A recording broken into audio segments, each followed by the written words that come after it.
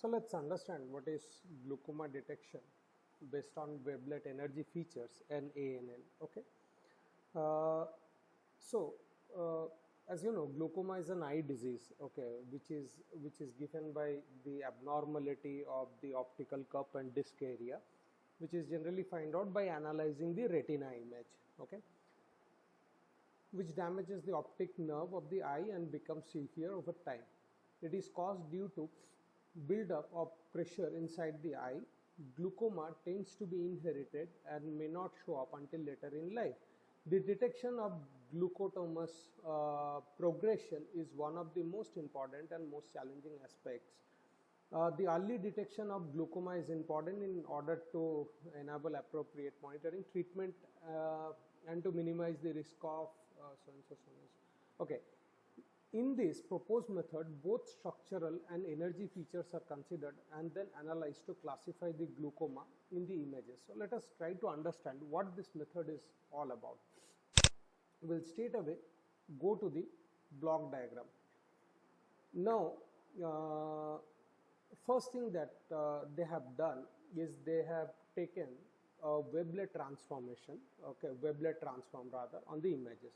Now, so let us try to first understand what does a wavelet transform do, what is wavelet transform and what shows special about the wavelet transform, and then in what ways we can use wavelet transform for glaucoma detection. Okay.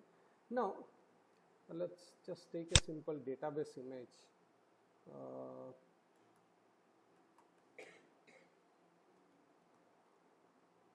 Let's take a simple retina image, and then later on we can go for the database images.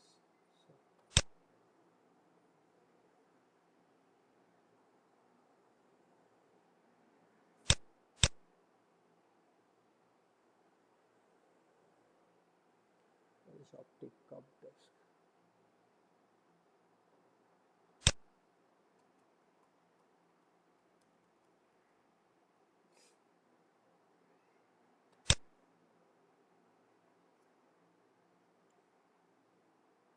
Let's take this image as an example. Okay.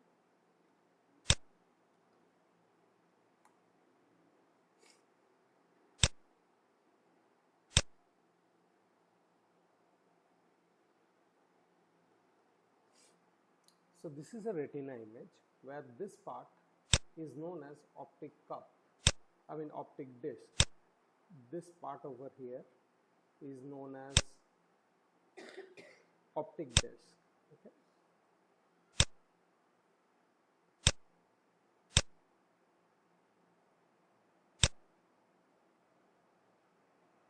On the other hand, the smaller area within the optic disc is known as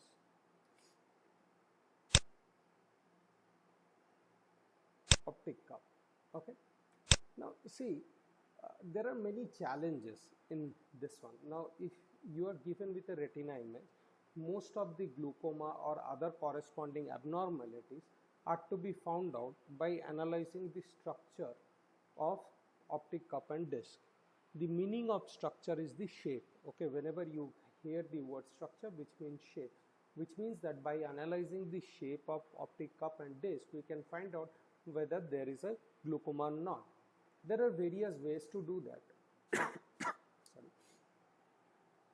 If you take the overall perimeter of the optic cup, and then if you take the overall perimeter of the optic disc, and if their ratio is below 0.33, then it is said to be normal. Now if it is more than 0.33, where the optic cup is shrink or optic disc has expanded, under that situation they are marked by glaucoma. But there are few technical challenges associated with that.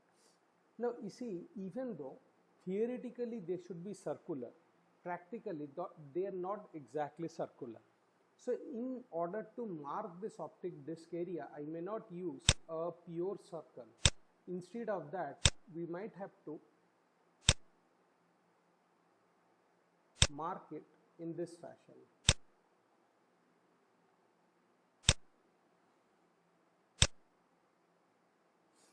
Okay. Now this also has got some certain problems. If you look much more closely with this image, and if I could zoom it little further, this is the optic disc that I would need to mark. However, see, in any image processing algorithm, I could possibly mark this area because this is bit more brighter. I could even mark this area. This is little more brighter. I could mark this area. Then say for instance, I can mark up to this area. Probably I can mark this area also, and something like this area. Okay. Now, if you use a threshold based technique to find out the most intensity pixels on and about the center, then you could possibly mark a optic disc which is something like this. Now the challenge is, because these are called veins, okay, because the veins tend to converge towards the optic disc and optic cup, approximating the exact boundary becomes extremely difficult. But because look here, how you are going to determine the boundary? It could be plain like this, it could come like this, it could be anything, right? So approximating the boundary gets extremely difficult because of these veins, okay? So even though theoretically optic disc should be a disc, and it is not, and because of the veins, determining the exact location of this disc becomes extremely difficult. The same thing is true for even the optic cup. Now if we try to mark the optic cup based on the intensity, say for example, you could possibly be able to mark the area which is something like this, an area which is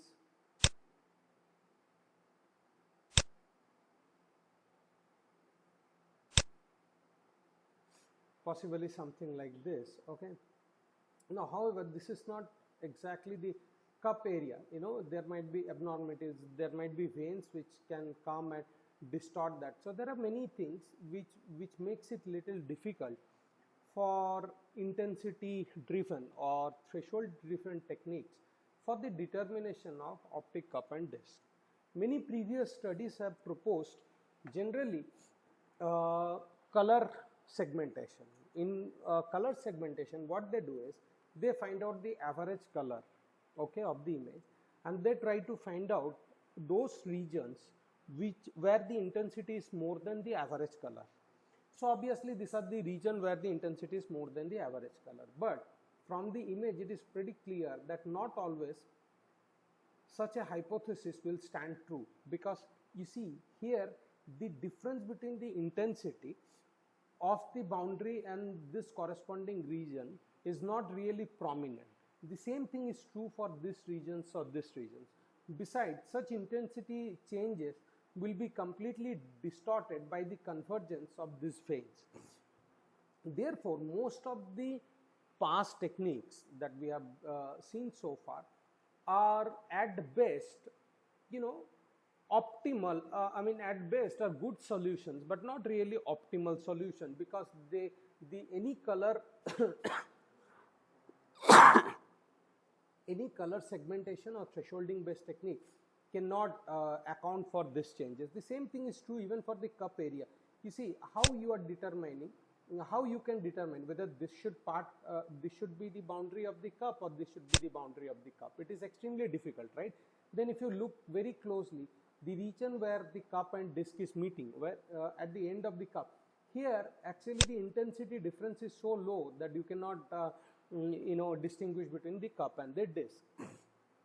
Now for this reason we use something called a wavelet based technique. There are few ways of doing this. One of the technique for proper segmentation is a wavelet transform, right? So what does wavelet transform do? Now before I explain you the concept of wavelet transform, let me explain you the concept of filtering, okay? What specifically is a filtering? Let's see.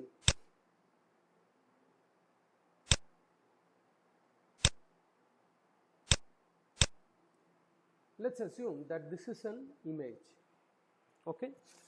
Now, in this image, if we calculate the frequency of green color, whether the frequency of green color is low or frequency of green color is high. No, frequency of green color is low. A frequency in the image is defined to be as the number of pixels after which a color is repeated. So if you see, green color is repeated literally after every pixel. Green color is repeated after every pixel. Okay. Now, you can see there is a black color in the boundary. Would you tell that its frequency is low or high? Relatively higher, right? Because if you compare with the green, green has appeared many number of times, but black has not appeared that many number of times, right? So, if I apply a filter into this image, let's say I apply a low pass filtering into this image.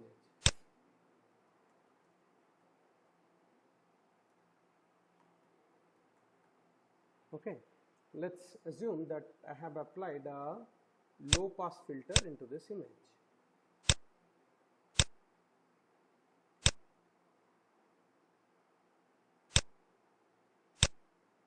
The result of such low pass filter is going to be, low pass means you are allowing only the low frequencies and you are blocking the high frequencies. So when you apply a low pass filter, you will get an image which would be similar to this.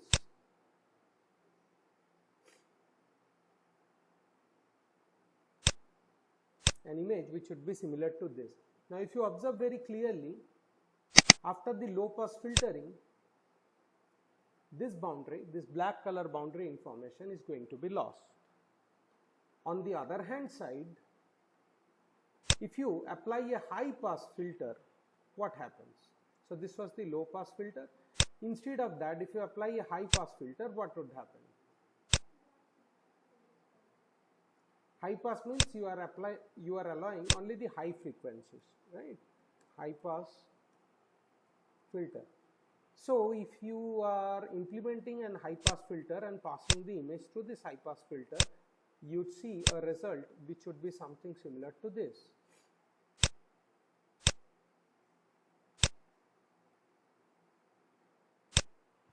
Okay.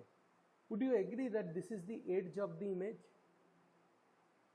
This is edge, right? Edge of the image, right? Now, if I draw a structure, something like this inside this image, let me draw a structure.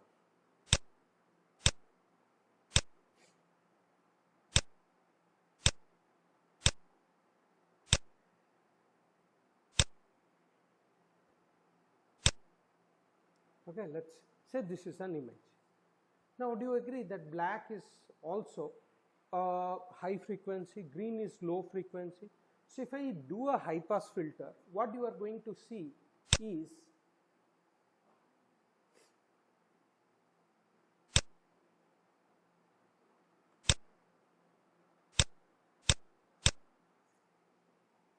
an image which will be like this.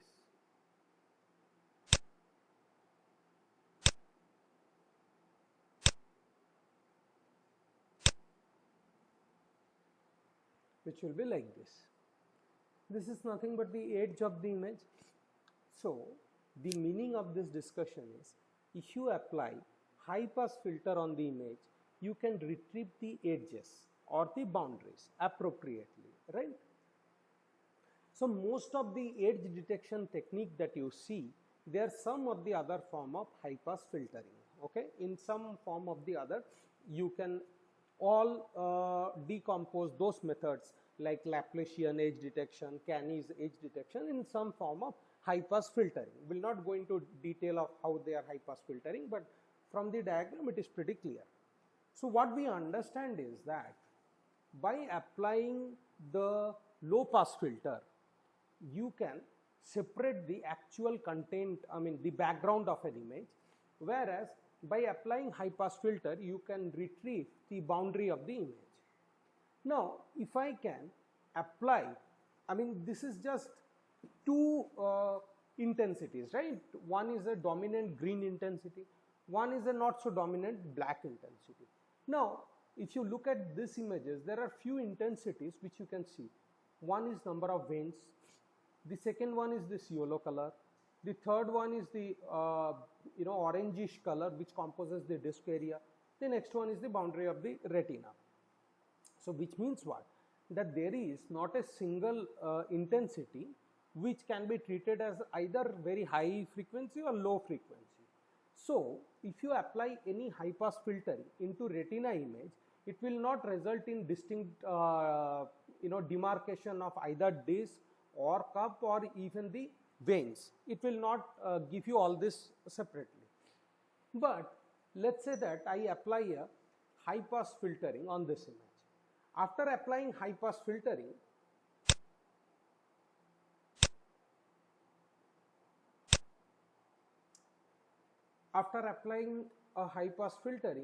you could probably have only this much area.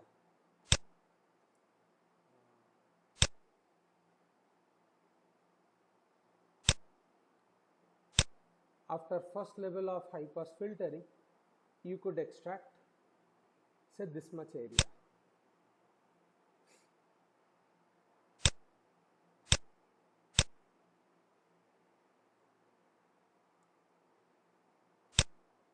Okay. Now, my role is to further understand where is disc, where is cup. So again, if I apply another set of high pass filtering, I could probably be able to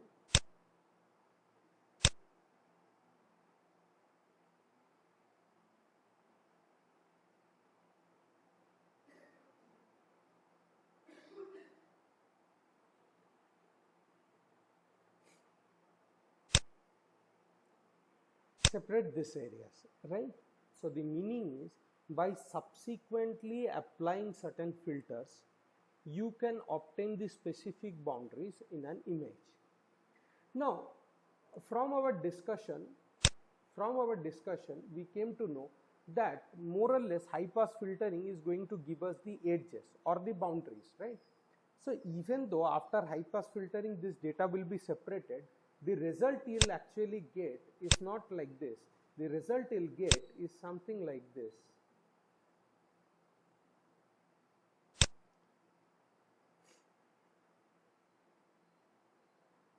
The first one will be like this, the second one will be like this, because we have already understood that high pass filtering is going to give us the edge information, right? However, this is not of our interest, right? We need this entire structure. So how do you get the entire structure? If you combine this with this, obviously you are going to get an image which will be something like this.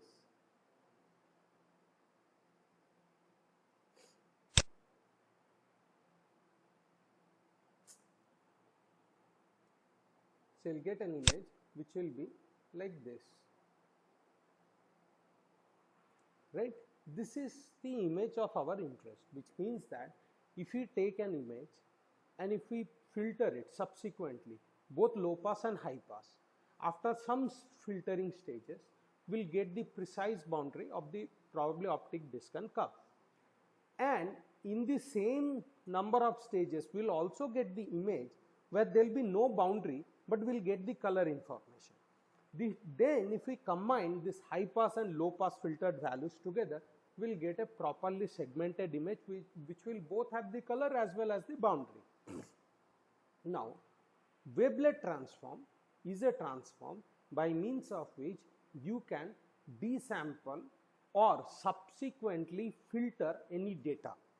So wavelet transform is a method of filtering any data into subsequent stages. It is also known as wavelet decomposition. That means data you are decomposing. So how does your wavelet transform work? In technical terms, and wavelet transform, as we have just now learned, is number of filters applied to any data one after the other. So if you have any data, let's say image over here, when you perform a wavelet transform, this image is basically divided into 4 parts. So after one wavelet transform, you generate 4 images.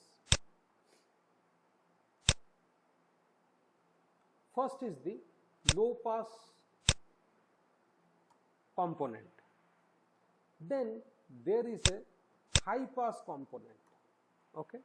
Then there is a low high followed by high low. Okay. Which means that after wavelet transform, even the image size will be reduced. So if your size was 256, you'll now get reduced to 128 by 128. So image size is going to be reduced after wavelet transform, and subsequently each transform will produce 4 different images.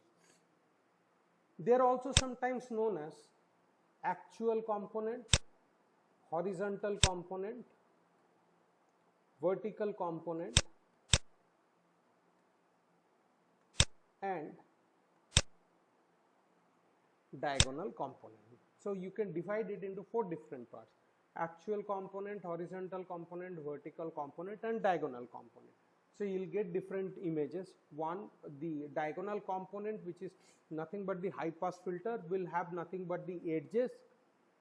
The actual component or the low pass filter will have nothing but the only pixel data. Intermediate stages will be having both low pass and the high pass result. Now, after that, because it has separated the intermediate boundary of where exactly the pixels are meeting, this is the intermediate boundary where disk is meeting the optical curve. These two will be separated using these 2 components. So now if you leave out those 2 components, and if you just take this out and take this out, and if you combine them together, you are going to get an image, okay, which is exactly segmented image, right? So this is what is known by the wavelet based segmentation technique, where what we do is we subsequently decompose the image. This is the first stage. We may prefer to decompose it further. We may prefer to decompose it further. So after decomposition several times, there will be a time when you'll have the disk and the cup regions boundary separated from their color components. And then if we collect these 2 information and add them together, we are going to get the segmented image, right? Now, after the segmentation from the images, let's assume that we have this area, these 2 information. One is the disk area, and say one is the cup area. Let's say that we've been able to separate these 2 areas. Now, how do you determine the glaucoma from it? So, as suggested, glaucoma can be determined by both the structure of disc and cup as well as from their texture. Okay, texture means color changes. So, structure is understandable, but as I have mentioned earlier, it has a limitation that no optic disc or cup will be absolutely circular. So their perimeteral ratio is not always going to be the perfect reflection of their structure. On the other hand, the color difference of the normal and the abnormal retina is so low, so minimum, that it is extremely difficult to threshold it. That if the retina looks like this will be glaucoma. If the retina looks like this, there is no glaucoma. That is extremely difficult. So what we could do is, instead, we can use a neural network based technique or machine learning based technique. Now, what specifically is a machine learning based technique, right? So let us understand what is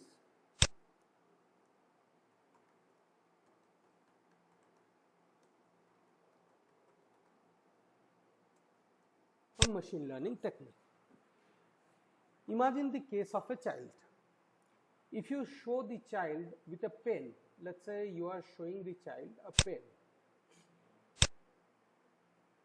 That may be a blue color pen, right? Next time, when you show, let's say that you are first teaching the child about a pen with a blue color pen. Next time, even if you show a pen of different size, It's a little lengthy. And let's say red color pen. And if you ask the child what this is, the child could easily say that this is a pen. No, but remember that while you were teaching the child, you taught him or her only about a blue pen, a small blue pen. But when you are showing her, you are presenting her a red pen, a bit lengthy pen. Still, the child kid would be able to tell that this is a pen. Now, how does this happen? Now, you can understand from this example that there are clearly two stages of any teaching process. One is the training, one is the testing. Okay, you have a semester where you are taught about the subjects for entire 4 months, and then you have a testing phase. Whatever you are taught is being asked, but not necessarily what you read is asked in the same pattern. They may twist the questions, they may try to present you with the similar things but with different facts, right?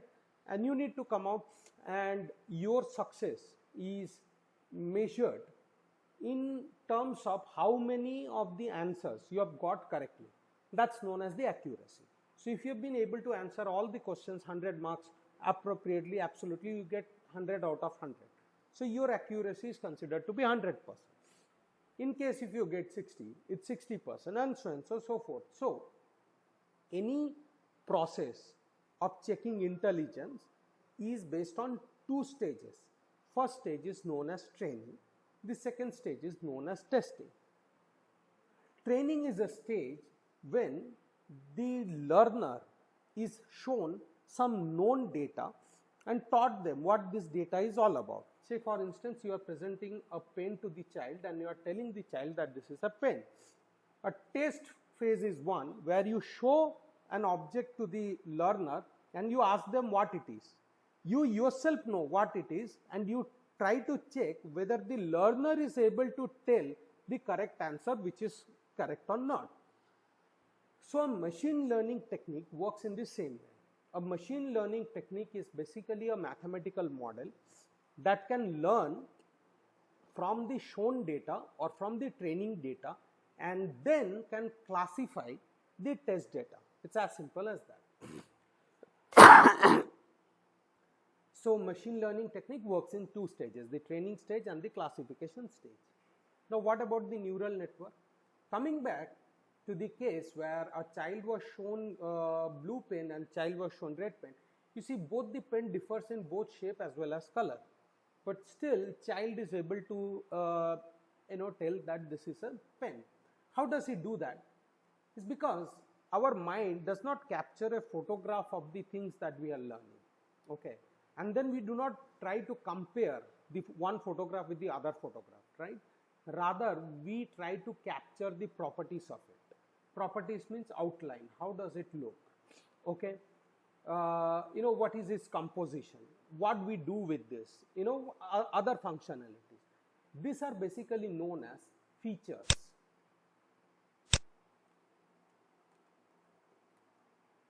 Okay. So when we speak to somebody, we try to identify his or her voice.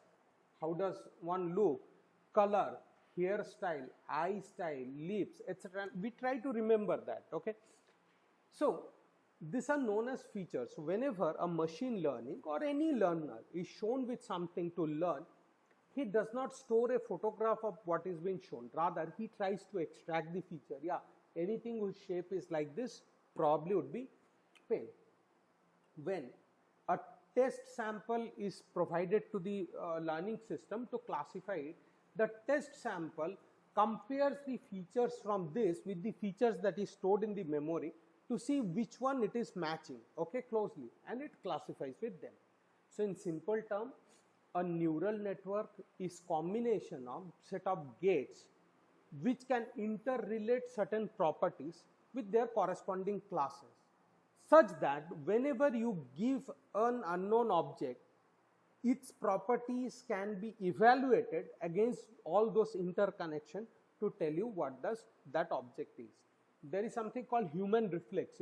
Whenever somebody tries to hit you, you reflect. I mean, you respond immediately. Okay, there is we call it a reflect time, which differs from person to person, but generally that is quite fast.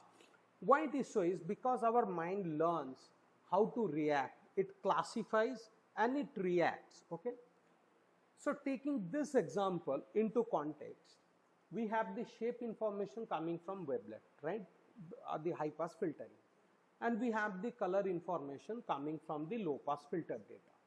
Now, if we consider them to be the features, one is a shape feature, one is a color feature, then if we can train the system with some normal retinas and some abnormal retinas, when you present an unknown retina, the system can again extract these features, compare them with whatever it has learned, and tell whether it is normal or abnormal. That is known as machine learning based classification. Now, the last part, the problem again with this is that, you see, if I ask you what color is this box, you can easily say green color, right? But if I ask you what color is the retina, you cannot actually say what color, because this is not really a monotonous color, a single color. This is a texture, right? So if you see, there are several color patches which are present. There will be some part of veins also present, some part of disc might also be present, some part of cup might also be present. So, you know, this is basically combination of several colors in patches. So even if we say, you know, compare the color and compare the texture and shape, theoretically that is impossible, because you cannot actually define the color. You cannot say whether it is red color, brown color, or what color. So we need to come up with a thing, okay, to represent the color. Now, if I ask you, what is the color of my t-shirt? Did simply say that this is black, right? Even though there are several patches of other colors, probably border, but you'd still say black. Why would you say so is because your mind is going to aggregate, average, and it will try to find out what is the dominant color, right? Isn't it? So whenever we look at that, what this wall is, you'll say this wall is of biscuit color. Okay, is this a biscuit color? Might not be, but we try to, you know, optimize it. This is most resemble to what we have learned, right? So the meaning of the discussion is something which doesn't have a monotonous color is extremely difficult to represent it. Okay.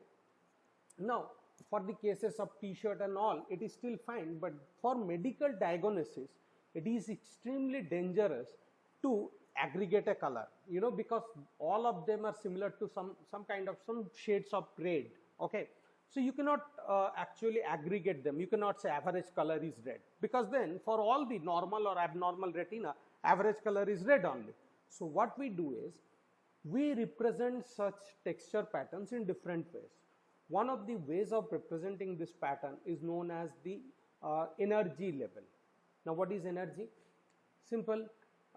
You must have, you may still remember V is equal to IR, and power is given by I square R, right? We measure the power of any electrical devices with watt. So I square R, which means that if you take the square of the current and multiply it with a constant, then you get the power. The same thing with the pixels. Each of the pixel will be having their intensity, right?